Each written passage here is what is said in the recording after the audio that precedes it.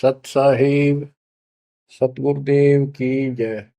बंदी छोड़ कबीर साहिब जी की जय। बंदी छोड़ गरीबदास जी महाराज जी की जय। स्वामी राम देवानंद जी गुरु महाराज जी की जय हो।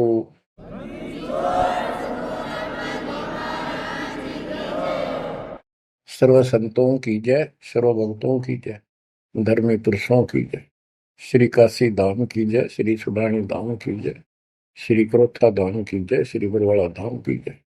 सत साहिब बच्चों, परमपिता परमात्मा कबीर जी की असीम रजा से आप परमात्मा की महिमा सुन रहे हो, अमर कथा सुन रहे हो, सत्यनारायण कथा सुन रहे हो। परमात्मा कौन है, कहाँ प्रमाण है, उसका क्या नाम है, परमात्मा की हमको आवश्यकता क्यों है, यह सब जानकारी मूल ज्ञान के अंदर विद्यमान है जो आपको सुनाया जा रहा है। इसे सूक्ष्म वेद कहते हैं। ये सूक्ष्म वेद आपको सुनाया जा रहा है। हम हिंदू धर्म में जन्मे तो हिंदू धर्म के मूल शास्त्र हैं वेद और गीता, प्लस में इनके सपोर्ट में श्री 18 पुराण है। तो यहां पर हमने सबसे पहले ये समझना होगा कि वेद और गीता क्या है, पुराण क्या है। वेद गॉड गिवन ज्ञान है, गीता के अंदर भी वही ज्ञान चारों वेदों का सारांश है। इति सिद्धम के ये भी गॉड गिवन है। और पुराण क्या है, जैसा भी ब्रह्मा जी को चारों वेद मिले, क्योंकि परमेश्वर कबीर जी ने, सतपुरुष जी ने सूक्ष्म वेद भेजा था ज्योति निरंजन के अंतःकरण में, इसके कंप्यूटर में ईमेल कर दी थी। इसने उसमें से सतपुरुष की जानकारी कति निकाल दी, कहीं कहीं हिंट छोड़ दिए, वो हटाए नहीं जा सकते थे। वो इसलिए छोड़ दिया कि ये भी गुप्त रहता है, इसने कसम खा रखी है मैं कभी किसी के समक्ष अपने यथार्थ रूप में नहीं आऊंगा। बच्चों, ये कथाएं दास आपको 1994 से सुनाने लगा था। वैसे तो 1994-95 से तो सरेआम सत्संग सुनाता था, उससे पहले 10-20 वक्ताओं बिठा करके भी चर्चा किया करता था। ये सारी कथा परमात्मा कबीर जी ने जो बता रखी थी, गरीबदास जी ने अमर ग्रंथ में बता रखा था, वो सुनाया करता था। यही सृष्टि रचना कैसे हुई, इसने कैसे क्यों कसम खाई, दुर्गा को नीचे भेज दिया, आप गुप्त रहने लग गया, तो ये बात जचा नहीं करती 90% का है कि ये कोई बात है, दंत कथा है तो कहानी बना रखी है। भगवान ऐसे गुप्त क्यों रहेगा, भगवान ऐसे क्यों करेगा, ये भगवान है ही नहीं। भगवान तो श्रेआम आते रहे हराते हैं। ये भगवान ही नहीं है, ये परमात्मा ही नहीं है। परमात्मा गुप्त रहता है, नहीं, हम उसको पहचान नहीं पा रहे, इसलिए समस्या यह आ गई। इसने अज्ञान इतना गहरा कर दिया कि हम भगवान को सामने देखकर भी उसको पहचान नहीं पा रहे। इतना ज्ञान भर दिया हमारे अंदर, उसकी डेफिनेशन बदल दी। अब जब सृष्टि रचना दास ने अपने शब्दों में लिखी तो प्रमाण दिए सारे, परमात्मा की वाणी को सरल करके लिखा सृष्टि रचना। तो गीता गए 7 श्लोक 24 में और 25 में ये खुद कहता है गीता बोलने वाला कि मैं कभी किसी के समक्ष नहीं आता अपने रूप में, मनुष्य रूप में। मुझे ये श्री कृष्ण रूप में, व्यक्ति रूप में मान रहे, मैं कृष्ण नहीं हूं। मेरा ये अटल संविधान है, अनुत्तम सिद्धांत है कि मैं कभी किसी के समक्ष प्रत्यक्ष प्रकट नहीं होता, अपनी योग माया से छुपा रहता हूं। जब ये प्रमाण उन भक्तों को दिखाए जो कभी यहां भरे थे, कभी डांटे थे, ये कैसे हो सकता है, उनकी आंखें फटी की फटी रहेगी। तेरा गजब हो, 600 साल पहले लिखी वाणी, बोली वाणी आज सारी सत्य होगी। तो बात यहां उलझ गई थी। तो सबसे पहले आपने ये पहचान करनी होगी कि वेद क्या है और पुराण क्या है। पुराण सहयोगी शास्त्र है, वो उनमें कुछ ज्ञान इन ऋषियों का अपना अनुभव ज्यादातर है, कुछ ज्ञान वेद और गीता से संबंधित। जैसे रोच्य ऋषि की कथा एक अध्याय है, उसमें रुचि ऋषि एक साधक था, वेदों को ठीक सा समझा जैसा वो समझ सकता था, और उसमें लिखा था कि परमात्मा प्राप्ति के लिए एक मंत्र है, वो नथिंग एल्स, और कोई देव देव पूजा नहीं करनी, ना कोई धाम पूजने, और मनुष्य जीवन आत्म कल्याण के लिए प्राप्त होता है। वो ज्ञानी आत्मा था। उसने अपना जीवन वेदों अनुसार साधना में समर्पित कर दिया, ना कोई मकान बनाया, जंगल में रहने लग गया, फल फ्रूट खाकर अपना साधना करता। 40 साल की उम्र होगी। उसके चार पूर्वज पिता, पितामह, पर पितामह और तीसरा दादा, ये चार दिखाई दिए, और वो चारों पितर बने हुए थे। गीता अध्याय 9 श्लोक 25 में स्पष्ट किया है, भूत पूजेंगे भूतों को प्राप्त होंगे, पितर पूजेंगे पितरों को प्राप्त होंगे, देवता पूजेंगे देवताओं को प्राप्त होंगे, मेरी भक्ति करेगा मुझे प्राप्त होगा। तो उन्होंने पितर पूजे थे, कर्म कांड किए थे, भूत पूजे थे, तो ये चारों भूत बन गए प्रेत। रुचि ऋषि के पूर्वज चारों ऋषि थे, ब्राह्मण थे, वेद पढ़ते थे, और साधना वेद के विरुद्ध करते थे।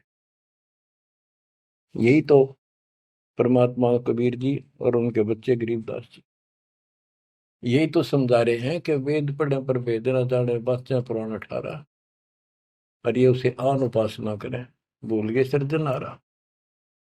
वो चारों के चारों गीता विरुद्ध, गीता मीन वेद, वेद के विरुद्ध साधना करके पितर बन गए। वो चारों पितर प्रेत दिखाई दिए। उन्होंने कहा कि हे बेटा ऋषि, हे बेटा रुचि, आपने विवाह क्यों नहीं कराया? हम चारों दुख पा रहे हैं, हम भूखे हैं, प्यासे हैं, कष्ट उठा रहे हैं, हम पितर बने हुए हैं, विवाह कराओ, हमारे पिंड भराओ, श्राद्ध निकालो, हमारी कर्म कांड करो ताकि हमें कुछ राहत मिले। रुचि ऋषि वेद के जानने वाले थे। उन्होंने कहा, हे पितामहो, वेद में तो कहा है कि ये कर्म कांड, पितर पूजा, आन उपासना, देव पूजा, ये मूर्खों की साधना है, अविद्या है, आप मुझे क्यों इसमें लगा रहे हो? वो चारों ऋषि कहते हैं ब्राह्मण के बेटा बिल्कुल सही है, वेद में कर्म कांड को अविद्या ही लिखा है, और बच्चे तू जिस मार्ग पर लगा है ये मोक्ष मार्ग है, और देखो हम दुख पा रहे हैं, हमारा कर्म कांड कर, हमारा छुटकारा करा। फिर बताते हैं पितर ये दे देंगे, पितर ये दे देते, पितर खाक दे देते, आप भूखे मरे। मार्कंडे पुराण से रोच्य ऋषि की उत्पत्ति कथा, ये अध्याय है, चैप्टर है। तो उन पितर, आप तो नरक में पड़े ही थे, वो शास्त्र अनुसार शास्त्रों में वर्णित साधना कर रहा था, रुचि ऋषि को और फंसा लिया अपने जाल में। अब ये मोह भी एक काल का जाल है। मन में आई ते पिताजी दुख पारे, दादाजी दुख पारे, परदादा, तीसरा दादा। तो उसने कहा ठीक है पितर में हो, मैं 40 साल की उम्र होगी, कौन मेरा ब्याह करेगा? पितर बोले ये हो जाएगा, तू ऐसे तप कर ले। उसने तप करा, फिर ब्याह हुआ, फिर उठ के पितरों के पितर पूजा करी। आप भी पितर बना, रुचि ऋषि भी पितर बना, और आप भी पितर बने रहे थे। तो बच्चों ये जो वेद ज्ञान है गॉड गिवन, और बेशक किसी ने कांट छांट कर छोड़ रखा है, पर सहज इतना वो कराया है।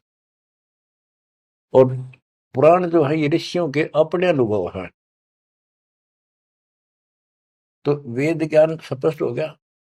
दोनों से स्पष्ट हो गया। रुचि ऋषि कहता है ये अविद्या है, वेद में बोला है ऐसा नहीं करना, और पितर भी हाँ भरते क्योंकि उन्होंने वेद पढ़ रखे थे, पर क्रिया गलत करी।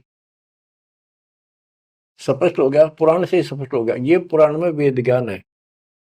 इसके अतिरिक्त इस कथा में जो भी है सारी बकवास है, कति नरक में जाने का है। इसलिए जो वेद ज्ञान है वो हमने स्वीकार्य है और उसको समर्थन में ले भी रहे हैं। और गीता बोलती है 9वें अध्याय का 25वां श्लोक यही कह रहा है। लेकिन यहाँ तो गीता बोलने वाला कहता है कि मेरी भक्ति करता है तो मुझे प्राप्त होता है। 8वें अध्याय के 8, 9, 10 में कहता है कि 8वें अध्याय के जो 3 में बता परमेश्वर ब्रह्म, उसकी जो भक्ति करता है उसको प्राप्त होता है। इस प्रकार हमने इस अध्यात्म ज्ञान को निर्णायक तरीके से समझना है। अब ये साधना इन्होंने ठीक की नहीं, साधना ठीक ना करने से या दुर्गति कराने से, एक नहीं तकरीबन ये सबका यही दशा है। परमात्मा ने कहा था मूल ज्ञान अभी बताना नहीं है, 33 अरब ज्ञान हम व्याख्या, मूल ज्ञान हम गुप्त ही रखा। यानी 33 अरब हमने ज्ञान बोल दिया, वाणी बोल दी, इस मूल ज्ञान को अभी तक छुपा के रखा था। और बच्चों ही में कति रोशनी कर दी परमात्मा ने। अब प्रसंग चल रहा है कि परमात्मा की पहचान नहीं हुई, और पहचान ना होने से हम सामने भगवान को देखकर भी स्वीकार नहीं कर पाए। अब ये अमर कथा चल रही है, ये सुनाता हूं संत गरीबदास जी के अमर ग्रंथ से, तथा कबीर सागर का सहयोग साथ में लिया जाएगा। सतयुग में सत सुकृत कै टेरा, त्रेता नाम मुनींद्र मेरा, द्वापर में करुणा में कहाया, कलयुग नाम कबीर धराया। गरीब अनंत कोट ब्रह्मंड में बंदी छोड़ कहाँ आए, सो तो एक कबीर है जननी जने नमाए। गरीब काशीपुरी कष्ट किया, उतरे अदर आधार, मोमिन को मुजरा हुआ जंगल में दीदार। बच्चों आपको बताया था कि द्वापर युग के अंदर सुदर्शन नाम के एक परमात्मा कबीर जी के परम भगत थे। उस समय परमेश्वर करुणा में नाम से प्रकट थे और वाल्मीकि जाति थी। सुदर्शन भी वाल्मीकि जाति से थे। इनके माता पिता परमात्मा कबीर जी यानी करुणामय जी की बात को नहीं माना, वो मरे गए। भगत चिंतित हुआ, बहुत चिंतित हो गया। तब कबीर साहब जानी जान तो थे ही, फिर उसके मुंह तक को आना चाह थे कि बेटा क्या बात होगी, मौत तो होया करे पर दो रहे थे, इस समय शरीर छोड़ ही देना चाहिए, चिंता ना कर। सभी ने जाना है। फिर उसने बताया प्रभु ये परमेश्वर, मरण की चिंता को ना, इनके कष्ट की चिंता है, इन आपकी शरण नहीं ली, असंग जन्म दुख पाओगे। बड़े अच्छे थे, दास को ठाई ठाई फिरा करते थे, कंधे उठाते थे, लाड करते थे। वो बात याद आवा है, अब इनका क्या होगा। मैं इनका कोई उपकार नहीं कर पाया, मेरे पास भगवान मेरे साथ थे, मैं समझा नहीं पाया मुझसे क्या अपराध हुआ। यानी वो कमजोरी तो थी है उसमें।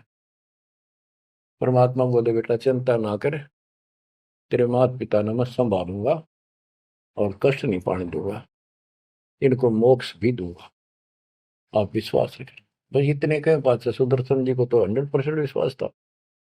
कति शांत हो गए, दंडवत प्रणाम किया, सो शुक्र बनाए, निश्चिंत हुआ। ये है संकट मोचन कष्ट मंगल करण कबीर। पल में के कर देख, सेकंड में दुख दूर कर दिया और निभाया भी उसको। तो बच्चों अपने उस वचन के आधार पर परमात्मा उस सुदर्शन जी के माता पिता से मिले। उनका पहला जन्म हुआ, मनुष्य का ब्राह्मण थे, 6-7 साल की उम्र के बच्चे रूप में मिले, 2 साल उनके साथ रहे। उनको समझाने की चेष्टा की, पर उल्टे बोले। एक दिन थप्पड़ मार दिया, परमात्मा अंतर ध्यान हो गए, बहुत रोए, बहुत रोए, तड़पते रह गए, हे भगवान थे, हे मालिक कित गए, सारा जीवन तड़प के खोया। वो कर्म बनाए, याद बनी, वाले खींचा बनी, यो भी एक स्मरण हो गया उनका। अगला जन्म में फिर वो जन्म हुआ मनुष्य का, ब्राह्मण ब्राह्मणी रूप में हुए, ब्याह हुआ, संस्कार से ही तो संस्कार जुड़े सारे। उसमें भी ब्राह्मण थे, अहंकार भरा पड़ा था ऊंच जाति का। पहले वह मरोड़ काटी, उनको मुसलमान बनवाया परमात्मा। ये इनका गौरी शंकर सरस्वती नाम था, और बड़ी अच्छी लगन थी। शिव जी की केवल शिव पुराणी कथा करते थे और किसी को नहीं मानते थे, ना को पाखंड करते थे, ना किसी को भ्रमित करते थे। कथा सुना दी, वो दान दक्षिणा आ गई, वो अपना स्वीकार किया, उसी से रोटी रोटी चलाते थे और दान भी करते रहते थे, क्योंकि पहले से वो सच्चा सुच्चा जीवन जीते आ रहे थे। संतान फिर भी नहीं हुई, तो उनकी महिमा काफी होगी, और ब्राह्मणों से उनकी महिमा ज्यादा होगी। भाई निस्वार्थ सेवा ये करे हैं, ना कोई लालच, ना मिसगाइड करते। काफी जनता, हिंदू लोग इनके दीक्षा लेने लगे। मुसलमानों को टेंशन यह होगी कि ये हिंदू धर्म का ज्यादा प्रचार कर रहा है, और जो कर्मकांडी पंडित थे उनको ये टेंशन होगी कि इसने हमारी रोजी रोटी बंद कर दी। वो उससे ईर्षा रखते थे और औरों को मिसगाइड करते थे, झूठ बोले क्या करेगा, ना कोई क्रिया बताता, ना कोई धर्म कर्म बताता, कथा सुना देता, इससे क्या होने का है। मुसलमानों को पता था कि सारा ब्राह्मण समाज इनसे दूर है, इनका कोई साथी नहीं, और ये हिंदू धर्म का प्रचार ज्यादा कर रहा है। उसको एक दिन जाके 10 माता ने जबरदस्ती अपना पानी पिला दिया, उसके सारे मकान में छिड़क दिया। लोग पूछना भाई कैसे आ रहे हो, क्या हो गया, भाई इसने मुसलमान धर्म स्वीकार कर लिया। वह बात आगे की तरफ फैल गई सारी काशी में, ब्राह्मणों में। अरे गौरी शंकर तो डूब गया, मुसलमान बन गया, मुसलमानों ने सारा उनका पानी छिड़क दिया, उनको मुसलमान बना दिया बयान से। जब वह पंचायत होगी पंडिता की, बहिष्कार कर दिया, जात से निकाल दिया, धर्म से निकाल दिया, गंगा में स्नान करना बंद कर दिया, कोई नहीं जाएगा हिंदू उसके पास। अब रोजी रोटी की समस्या आ गई। उन्होंने लाकर 4 लकड़ के लठ ताना बुन का काम शुरू कर दिया। पहले तो रोजगार चल रहा था दक्षिणा से, अब यह समस्या और खड़ी हो गई थी, तो वो बहुत आसानी से शुरू हो जाता। जुलाई का काम वो शुरू कर दिया। काफी वर्ष हो गए, कोई संतान नहीं हुई। बेशक वो मुसलमान थे, पर भक्ति अपने वही करते थे, शिव जी को याद करते थे। ये आपको पहले ही बताई है कथा। तो बच्चों, एक दिन क्या होता है, नीरू नीमा के कोई जानकार आ गए पड़ोस में, जैसे कि मुसलमानों से ही संपर्क था, कोई यारी दोस्ती थी, वो आगे औरतों में चर्चा चल रहा करे। एक जातक तो चाहिए था, एक लड़का तो होना चाहिए था, बुढ़ापे का सहारा हो गया, पता इनका केरा होगा, नूर अली और नियामत। तो नीमा नीरू कहने लग गए थे उनको, नाम बदल दिए थे उन्हें, गौरी शंकर से गौरी शंकर का नीरू नाम रख दिया, और सरस्वती का नियामत, उसका नीरू नूर अली। तो उसका नीरू कहने लगे उसको नीमा। तो नीमा सारी रात रोई। सुबह वो स्नान करने जाते थे एक लहर तारा तालाब, जिसमें गंगा का पानी लहरों के द्वारा, घाट सा था, गौ घाट से उसमें मिट्टी कट जाती है, वो बहुत नीचा किनारा बन जाता है, उस पर से पानी उछल उछल का आकर एक तालाब बना था, उसको लहर तारा तालाब बोलते हैं। वो आज भी विद्यमान है, लेकिन उसमें पानी अब गंगा का नहीं आता, परिस्थिति बदल जाती है। उसमें बहुत सुंदर मनोरम दृश्य था वहां का, स्वच्छ जल गंगा का भरा ही रहता था, कमल के फूल विकसित थे, आसपास बहुत सुंदर पेड़, हरे भरे छायादार वृक्ष भी लगे हुए थे। वो उनकी कुटिया से लगभग 1.5-2 किलोमीटर दूर था। 3 किलोमीटर, एक कोस 3 किलोमीटर का होता है। तो वो सुबह सुबह उस वहां स्नान करने जाने लगे। पहले गंगा घाट पर नहाया करते थे, नहाने की आदत डेली थी। तो वहां तक घूम भी आते, स्नान भी कराते डेली, और शिव जी को याद करते थे, भक्ति करते थे। निम्मा रो रही थी रास्ते में, बुरी तरह रोती जाती, हे शिव जी भगवान, एक बच्चा हमें भी दे देते बेटा, हमारा भी टाइम पास हो जाता, आपके घर में क्या कभी। फूट फूट कर रो रही थी, चल रही थी। नीरू बोला, निम्मा क्यों आंख खराब कर रही है अपने, ये सारा दिन रोड पर लग रही है, बता बीच में भूल पड़ी थी फिर शुरू होगी। भगवान ने देना होता दे ही देते हो, पर कितनी होती है। कुछ तो जो भगवान करे ठीक ही है। वह रो ही रही थी, मान नहीं रही थी, फिर भी जैसे तैसे पहुंच गए स्नान स्थान तक। लहर तारा तालाब पर पहुंचे, फिर निम्मा नहा ली, बाहर आ गई, फिर नीरू स्नान करने गया। निम्मा जो कपड़ा बांध कर नहाई थी, दोबारा उसको धोने के लिए गई, कपड़े चेंज करके। वो ब्रह्म मुहूर्त का समय था, सुबह सुबह 1.5 घंटा पहले सूर्य उदय से। तो उस समय पहले अंधेरा दिखता है, तुरंत ही कुछ देर बाद एकदम रोशनी सी, साफ हो जाता है अंधेरा, रोशनी दिखने लग जाती है। तो नीरू नहा रहा था, वह कपड़ा धोने गई, उसने देखा कमल के फूल पे कोई वस्तु हल रही है। एक पैर दिखा, उसने सोचा कोई सांप है। बहुत ध्यान से देखा तो बच्चा था, एक पैर हिला रहा था, नवजात शिशु।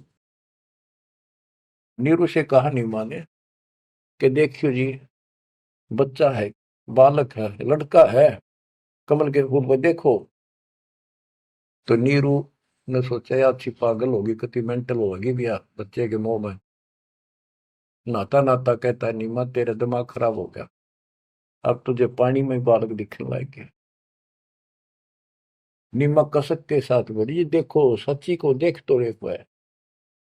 जिस साइड हाथ करी थी देखा, वो थोड़ी दूर था उससे, 10 फुट का फैसला होगा। एकदम नीरू गया, कमल के फूल समेत बच्चे ने उठाकर नीमा को दे दिया,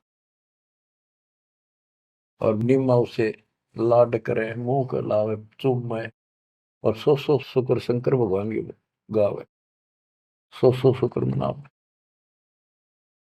बीच का एक थोड़ा सा प्रकरण रह गया कि वहां पर एक अष्टानंद नाम का ऋषि, जो रामानंद जी का शिष्य था, उस समय के महान प्रचारक, हिंदू धर्म के एक नंबर के आचार्य थे। उसने 1400 शिष्य रखे थे ऋषि, जो कथा किया करते थे, उनमें से एक अष्टानंद था। 4 संप्रदाय थी, 52 द्वारों का वो मालिक था, वो इंचार्ज था। तो वो डेली वहां स्नान करने जाता था, वो दूसरी साइड में नहाता था, ये दूसरी साइड में नहाते थे, सरोवर बड़ा था। तो वो भी वहां स्नान करके उस प्राकृतिक सौंदर्य और भगवान के एकांत स्थान मान के भगवान की भक्ति करता था, शांति स्थान था। डेली जाता था, ध्यान लगाता था, कुछ समय भगवान की वहां भक्ति करता था, जैसे गुरु जी ने बता रखी थी। अष्टानंद जी जो ही साधना करने की चेष्टा, ध्यान में मगन होना चाहते थे, इतने में आकाश से एक प्रकाश का गोला आया। प्रकाश का गोला आया तो उसका ध्यान गया ऊपर को, उसको देखते उसकी आंखें बंद हो गई, इतना तेज नूर था। जब आंखें बंद हुई तो उसमें देखा कि एक बालक का रूप दिखा, बगैर प्रकाश का। जैसे हम सूर्य की ओर देखते हैं तो देख नहीं सकते, फिर आंखें बंद करते हैं तो अंदर प्रकाश रहित आकार दिखाई देता, सूर्य का गोलाकार। तो अष्टानंद को बड़ा आश्चर्य हुआ कि बालक प्रकाश दिखा, फिर बालक दिखा। फिर जब आंखें ठीक सी हुई, देखा तो प्रकाश एक कोने में जाके सिमट गया दूसरी साइड, जिस साइड में नीरू नीमा स्नान करने जाया करते थे। उससे पहले जब प्रकाश लहर तारा तालाब पर उतरा, सारा सरोवर जगमगा गया, इतनी रोशनी होगी। लोकति पत्ता पत्ता दिखा कमल के फूलों का। और जब उसमें सिमट गया, वो दूर था, उसने क्यों नहीं देखा के हो गया, कित गया। उसने अपने गुरु जी के पास उठ के आ गया, साधना नहीं करी, रामानंद जी के पास आए। उनसे पूछा, हे गुरुदेव, आज मुझे ऐसा अद्भुत दृश्य दिखाई दिया, ये मेरी भक्ति की उपलब्धि है या कोई भ्रम है मेरा। ऐसे ऐसे का आकाश से प्रकाश का गोला आया, मेरी आंखें उसके नूर को सहन नहीं कर सकी, मेरी आंखें बंद हो गई। बंद होने के बाद देखूं तो एक बच्चे का, बालक का रूप है, लड़के का। फिर कुछ नहीं दिखा। वो कोने में जाकर लहर तारा तालाब में समाप्त हो गया, अंतर ध्यान हो गया, नूर ही नहीं था। रामानंद जी को जैसी समझ थी, जैसा उन्हें अज्ञान सुन रखा था, अज्ञान सुन के ज्ञान में अंधे की बां गई, अंधे ने मारे कौन बतासी। अब जैसे ये ज्ञान सुन रहे थे वैसे चेलों को बताया करते थे, और बता दिया कि बेटा, ऊपर से जब अवतार गणाते हैं ना, भगवान अवतार लेता है, ऐसी लीला करता है, किसी माँ के यहाँ जन्म लेगा और फिर लीला करेगा जिस उद्देश्य को लेकर आते हो। ना कोई भ्रम है, ना ही तेरी भक्ति की उपलब्धि है, ये ऐसा होता है। तो इनको यही पता था कि रामकृष्ण अवतार आए, माँ का जन्म लेते हैं इनके भगवान। और गरीबदास जी कहते हैं, गरीब अनंत कोट ब्रह्मंड में बंदी छोड़ कहाँ आए, सो तो एक कबीर है जननी जनेन माए। तो रामानंद दृष्टानंद की तो वही बात फैसला। अब नीरू नहा रहा था, नीमा उस भगवान से लाड कर रही थी, सो शुक्र अपने भगवान शंकर के बना रही थी। जगत का पेखड़ा पेख्या, धनी का नाम ना लेखा। बच्चों, इसने कोई लेना देना नहीं था इस बात से, भाई मेरा नाम ले, विष्णु का ले, शंकर को किसी को क्रेडिट दे, पर इनमें इनकी आस्था बनी रहा भगवान में। ये चाहूं थे दाता आज तक। नरसिंह रूप लेकर ना कुछ मारा नक्षपु, विष्णु को क्रेडिट कोई बात नहीं, चलन दो, बतेरे दिन चल गई इनकी, अब सारा क्लियर हो जाएगा। मूसल को 3-4 साल का बाल के उठा नहीं सकता, ये तो कभी बच्चे थे उस दाता के। फिर भी अब बच्चों देखो, वो मालिक अपना बाप है, माँ भी वही है और पिता भी वही है। वो दोनों तरफ से दुखी है हमारे लिए, उसमें इतना मोह है। माँ का मोह बालक में घना, पिता का मोह माँ का उससे बहुत घना। और भगवान का उन दोनों वाला, माँ भी है वो हमारी, पिता भी। इसलिए तो दुखी हो रहा है ना, क्या जरूरत थी उस पानी में वहां का प्रगट होने की से, भूतावास के अंदर जंगल में अपनों के लिए मरता। अब बच्चों, परमात्मा ने अपनी महिमा नहीं बनानी थी, उसने तो आस्था रखनी थी भगवान में, इनकी आस्था बनी रही। बच्चों, अब हमें ज्ञान हो गया कि वो भगवान है जिसको नीमा सीने का लगाए खड़ी थी, लाड कर रही थी, प्यार कर रही थी, उस समय उसके शरीर की स्थिति कैसी होगी। गीता अध्याय 18 श्लोक 62 में कहा है कि उस परमेश्वर की शरण में जा तू, उसकी कृपा से तू परम शांति को और सनातन परम धाम को प्राप्त होगा। वो सुख सागर है और वो असंग ब्रह्मांड का स्वामी। अरे गोदी में कितनी पुण्यात्मा है वो बच्चों, एक हिसाब लगाओ। उस मालिक का नाम लेने से कितनी खुशी होती है, शरीर में अलग से एक लहर दौड़ती है। और वो बहन उसको छीनने से लगा रही, मुंह चूमे, लाड करे, कितना मोह हो गया। सो सको रे शंकर भगवान, हे भोलेनाथ, बड़ी दया करी। इतने में नीरू स्नान करके आ जाता है। उसको लोक लाज के हिसाब से उसने विचार किया अपने मन में, और वो नीमा के सामने व्यक्त किया कि नीमा, हम इस बच्चे को लेकर घर नहीं चलेंगे, क्योंकि समाज के लोग ये कहेंगे ये किसी का चुरा लाए, ये कहेंगे इसके माता पिता, बताओ वहां छोड़ के आवांगे, हम बतावा कितने, हम कहेंगे कमल के फूल पे, वो मानने नहीं। यह सारी बात उल्टी हो जाएगी। अब तक पहले तो मुसलमान बने, अब इनसे भी निकाल दिया जाएंगे, हमें काशी से निकाल देगा राजा कि तुम बच्चे चुराते करते हो। निमा बोली, जी कुछ भी कहो, मैं इस बच्चे बिना जी नहीं सकती, पता नहीं इसने कैसे मोहित कर लिया मेरे को। मैं प्राण छोड़ सकती हूँ, मैं देश निकाला ले लूंगी, देश काम छोड़ दूंगी पर बालक नहीं छोड़। निम्मा का अटल फैसला सुन के नीरू को जिंदगी में पहली बार दुख हुआ कि अकती जितनी होगी मैं इसकी सारी मानता हूँ या एक भी नहीं मानती मेरी। और कितना दुख हो जाएगा कि तो जावांगे मेरे दोस्त था 60 साल की उम्र होगी। कहाँ टूक मांग कर खावांगे क्या करेंगे सोच आर ला इसने। अंत में दुखी होते रोते हुए ने कहा मैं तेरे एक मारूंगा थप्पड़ ऐसा तो मानती नहीं पटक इसने नीचे। आज तक मैंने तेरे तेरे हाथ भी नहीं गिरा था क्योंकि हमारा संतान नहीं थी। मैं चाहता था इसको कष्ट ना हो पर तू जमा जद्दी होगी। जब उसने हाथ करना चाहा तो परमात्मा बोले गोदी में कि निम्मा नीरू मोमिन तुम्हें कुछ नहीं होगा। मैं तुम्हारे कल्याण के लिए आया हूँ और मुझे घर ले चलो। कुछ नहीं होगा कोई कुछ नहीं कहेगा। अब नीरू ये बात नहीं समझ पाया था कि कुछ ना होगा पर होगा जरूर। उसने सोची वो तो होगा सो होगा ये मनमान इसमें कोई भूत प्रेत पितर कोई जंत बोल रहा है यू तो नाड़े मार देगा। वो डर गया उठा कर अपनी चदरी आगा आगा हो गया। अब लड़का बच्चा लेकर गए अपने घर। आसपास के अड़ोस पड़ोस से आ गए लड़का इतना सुंदर है।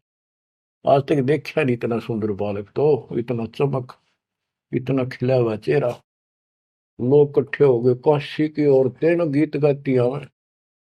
वो तो भूल भाल गए कितने लहर किसका था तो उन्होंने बता ही दिया ऐसे ऐसे था बाकी कोई नहीं पूछा था कि इतना सुंदर बालक। मालिक की कृपा करा के वो दी बदल दे। सबका लगाव हो गया नीमा की तरफ ये तो भगवान आ गए थारी गोदी में। ये तो कोई का विष्णु जी कोई का शंकर भगवान आ गया कोई का वरुण देवता भगवान दिखाई दिए इंद्र देवता कोई धन का देवता कुबेर बतावे। अपने अपने गुण गावे अपने अपने हिसाब से परमात्मा को उसकी महिमा बतावे उसका मूल्यांकन कर रहे थे। और नहीं मानो का इसका नजर लगाओगे मेरे बच्चे को तुम ऐसे ना बोलो कि बालक ना देखे तुमने पागल हो गए तुम सारे। हाँ हट रोड़ के तो औरतें कहती हैं नीमा बालक तो देखे पर इसे ना देखे। बच्चों उस परमात्मा के प्यार में जब बात बंद हो जाती है दास की जिसको हम खोज रहे वो हमारे साथ रहते हैं।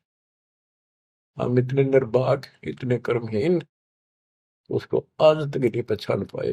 ये हमारा बाप है ये हमारा भगवान जिसके लिए हम भटक रहे हैं।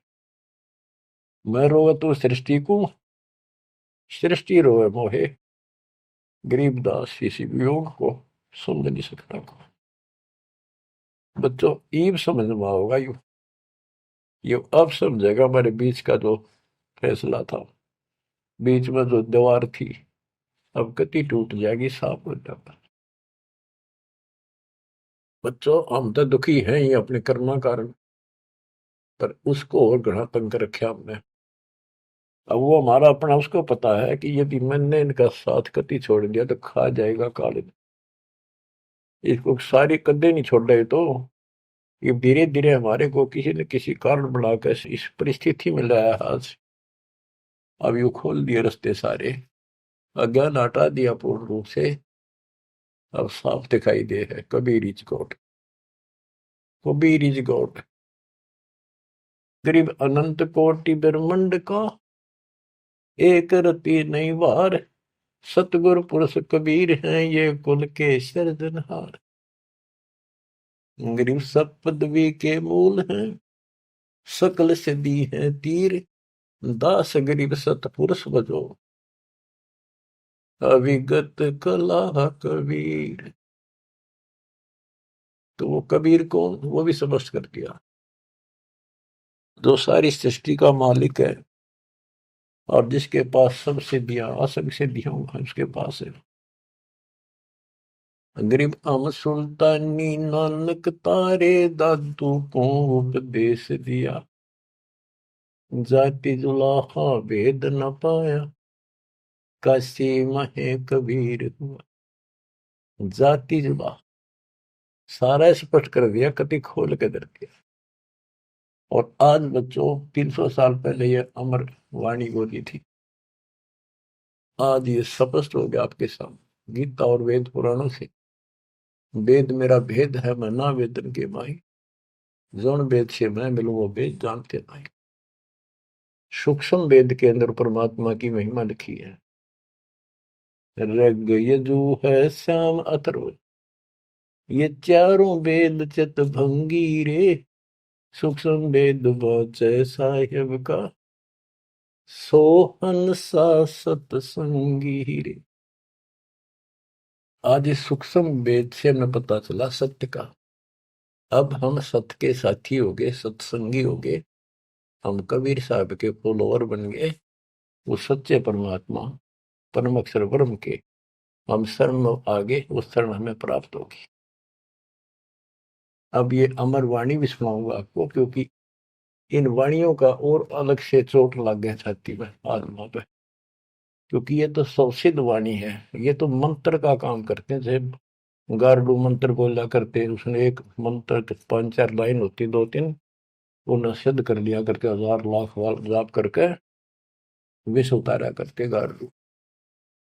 तो वो उस पर भी असर करता था जो अचेत हुआ होता था, सांप लड़ने से मूर्छित हो जाता था जो व्यक्ति जहर के कारण, तो वो मंत्र बोलते रहने से ना वो सुने था, ना समझा था, ना अर्थ का पता था। उसके बार बार उस मंत्र का उच्चारण करता था, 10, 20, 50, 100 बार, उससे वो विष उतर जाता था और सचेत हो जाता था। तो बच्चों, हमारी आत्मा पर पाप कर्मों का और अज्ञान का ये विष काफी दिन से चढ़ा हुआ, हम कभी अचेत पड़े। हमने इस अज्ञान को इतना ग्रहण कर दिया कि हमने ये मान लिया जन्म मृत्यु और ये प्रोसीजर तो सारा गेलो है, ये ऐसा ही प्रोसेस होगा इस जिंदगी का। और ये 4 ईंट लाके कि तमाता धोखे जाते, उसी को सब कुछ मान रखा। तो बच्चों, ये है वो अमर ज्ञान, सूक्ष्म वेद, सवसिद्ध वाणी है एक, जो गरीबदास जी के मुख से उतारी थे। ये गारुड़ के मंत्र की तरह असर करेंगे हमारी आत्मा। जैसे उस गारुड़ के मंत्र को कोई और पढ़ कर सुनावे, उससे असर ना हो, वो तो उसी के मुख से काम करेगा, क्योंकि उसमें वो सिद्धि हो रही है। तो संत गरीबदास जी के मुख से उच्चरित वाणी फिर उसका दास अधिकारी है, और दास के मुख से आप सुनोगे, वो आपकी आत्मा पर उतना असर करेगी। यानी इससे और अलग से कसक और ताकत आओगी आत्मा में, केवल वाणी के सुनने मात्र से। ज्ञान तो यू है ही, ज्ञान तो मौखिक सुनाई दिया, अब इसको पढ़ कर सुनाऊंगा और अच्छी कसक बनेगी, आत्मा तड़फ उठेगी उस मालिक के लिए। गरीब काशीपुरी कष्ट किया, उतरे अदर अदार, मोमिन को मुजरा हुआ जंगल में दीदार। ग्रीव कोटि किरण शशि भान सुधा, आसन अदर विमान, पर सतपूर्ण ब्रह्म को शीतल पिंड हरु प्राण। होय होय। ये जंगल में काशी के अंदर सरोवर पर मोमिन नीरू को मुद्रा हुआ। ग्रीव काशीपुरी कष्ट किया, उतरे अदर अदार, मोमिन नीरू को मुजरा हुआ जंगल में दीदार। मोमिन मुसलमान को कहते हैं, नीरू को मुजरा हुआ परमात्मा के दर्शन में। कैसी सतीथि थी मालिक के उस बालक के, कितना तेज था, कितना नूर था। ग्रीव कोटि किरण शशि भान सुधा, आसन अधर विमान, पर सतपूर्ण ब्रह्म को शीतल पेनरु प्राण। कोटि किरण, करोड़ सूर्य, करोड़ चंद्रमा की मिली जुली जो किरण है, पूरा प्रकाश ही नहीं, उनकी किरणों जितना प्रकाश था, ज्यादा नहीं। एक तो सूर्यों जितना प्रकाश हो नहीं, किरण, किरण का प्रकाश सिंपल, यानी तेज बहुत था। और परसत पूर्ण ब्रह्म को शीतल पिंड रूपराण, उस पूर्ण ब्रह्म को जब नीमा ने सीने से लगाया, आत्मा ठंडी होगी, कति ने इतना प्रेम जाग गया। ग्रीव गोद लिया मुख चूम कर, हेम रूप जलकंत, जगर मगर काया करे, दम कह पद्म अनंत। ग्रीव गोद लिया मुख चूम कर, हिम रूप जलकंत, जैसे बर्फ जैसी सफेदी चेहरे पर थी, बर्फ जैसे हिम, स्नो वाइट यानी बर्फ जैसा सफेद चेहरा, और जगर मगर काया करे जगमग, जैसे दमके पद्मानंद। ग्रीव काशी उमटी गुल भया, मोमिन नीरू का घर घेरे, कोई कह ब्रह्मा विष्णु है, कोई कह इंद्र कुबेर। ग्रीव कोई कह वरुण धर्मराय है, कोई कोई कहते ईश, 16 कला सुबान गति, कोई कहे जगदीश। ग्रीव भक्ति मुक्ति ले उतरे, मिटन तीनों ताप, मोमिन कह डेरा लिया, कहे कबीरा बाप। क्या कहते हैं? भक्ति और मुक्ति का सच्चा मार्ग लेकर मालिक प्रकट हुए, उतरे, ऊपर से चलकर आए गति करके, जैसे वेद प्रमाण करते कि परमात्मा ऊपर के लोक में रहता है, वहां से गति करके नीचे आता, अच्छी आत्माओं को मिलता है, उनको भक्ति की सच्ची राह बताता है। तो अपने उसी सिद्धांत अनुसार परमेश्वर नीचे प्रकट हुए। गरीब भक्ति मुक्ति ले उतरे, मिटन तीनों ताप, मोमिन के डेरा लिया, कहे कबीरा बाप। अब क्या बताते हैं संत गरीबदास जी के भक्ति मुक्ति ले उतरे, मिटन तीनों ताप, मोमिन के घर एक मुसलमान के आके डेरा लिया, और उस मोमिन नीरू को कबीर जी अब्बा जान यानी पिताजी कहते थे, बाप क्या करते। रद्द विचार करो उस मालिक को क्या पड़ी थी हमारे लिए। वो तो लीला करनी थी क्योंकि अपने बच्चे के वचन भी पूरे करने थे, और हमारे लिए ये ज्ञान भी देना था, एक प्रमाण भी देना था कि इस समय में हम पहचानते, इसी कारण से तो पहचाने जो लीला मालिक कर गए। आज वेदों से प्रमाणित हो गया परमात्मा ऐसी लीला करता, वो है भगवान सही। जो ना कृष्ण की ऐसी लीला वेदों वर्णित, ना श्री राम की, ना विष्णु और ब्रह्मा शंकर जी की, किसी की वजह नहीं। तो वेद गॉड गिवन है, परमात्मा का सच्चा सिद्धांत है। तो उस सिद्धांत पर खरा कौन उतरता है? अब ये सिद्ध हो गया कबीर भगवान। कौन कबीर? जो काशी में जुल्हा था। अब क्या बताते हैं?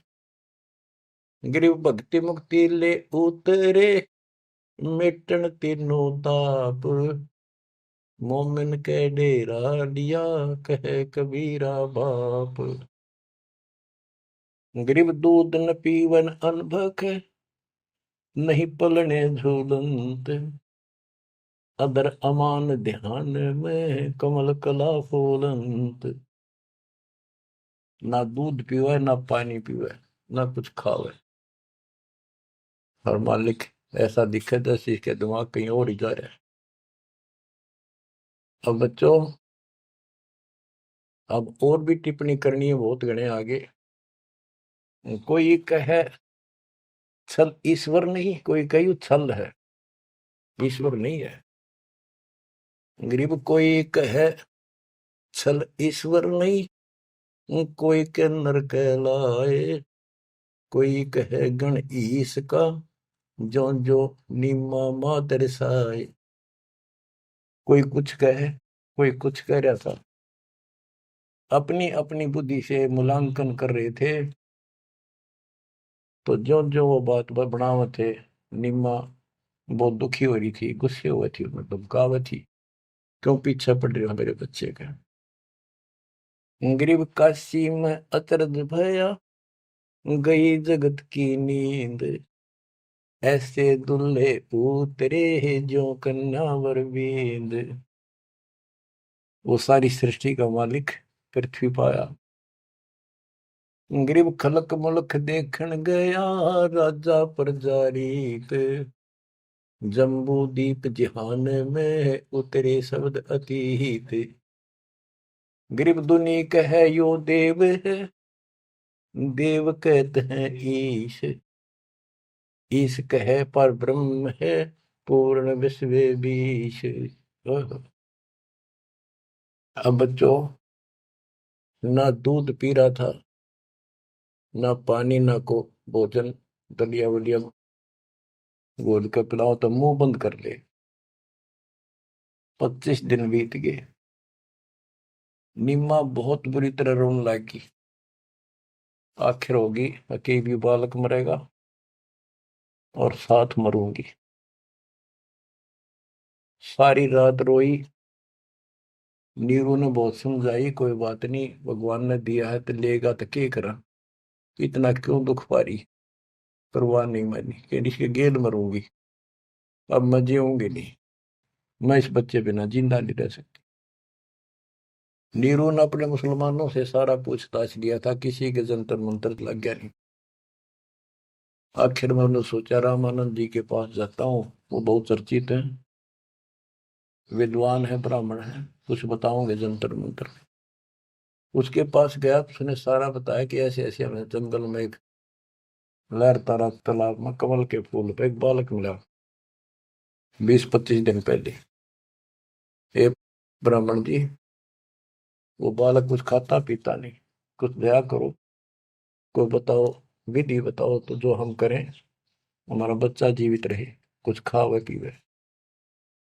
रामानंद जी से भी मालिक ने बुलवाया। रामानंद जी बोले, तुम्हारा बच्चा कोई सच्चा सुच्चा ब्राह्मण पैदा हुआ है, और ये कोई कुंवारी गाय दूध लाओ, कुंवारी बछिया ले आओ, एक बछिया जिसके साथ बैर ना लग गया हो, और वो अपने आप दूध देगी, उस बच्चे के पास खड़ी कर दियो। नीरू ने सोचा बकवाद करे या कोई बात करे, मैं मुसलमान हूं बन गया, इसलिए इसने मेरे को ठीक से जवाब दिया नहीं। तो इस प्रकार वो मन मार के वापस आ रहा था, और उधर से उसने निम्मा का रुदन दिखाई देता, रोए थी। उधर से उसकी पुकार सुनकर परमात्मा की कृपा से, क्योंकि वो शिव जी को याद कर रो रही थी, हे भगवान शिव जी, आपने ऐसा अनमोल बालक दिया, हे परमात्मा इसका अच्छा ना देते, अब ये मरेगा, साथ मैं मरूंगी। ऐसा विलाप कर रही थी, तो भगवान ने, कबीर साहब ने प्रेरित किया, शिव जी ऊपर से आया, शिव लोक से एक ब्राह्मण रूप बना के वहां आ गया और पूछा, माई क्यों रो रही है। एक साधु रूप बना के आ गया। तो माई रोती रोती बोली कि हे ऋषि जी, हे ब्राह्मण, हे साधु, मेरा दुख बहुत लंबा चौड़ा है, मेरी ना सुनोगा था आप भी रोओगे। नो कह के फिर रोने लगी, बुरी तरह रोती रही, रोती रही।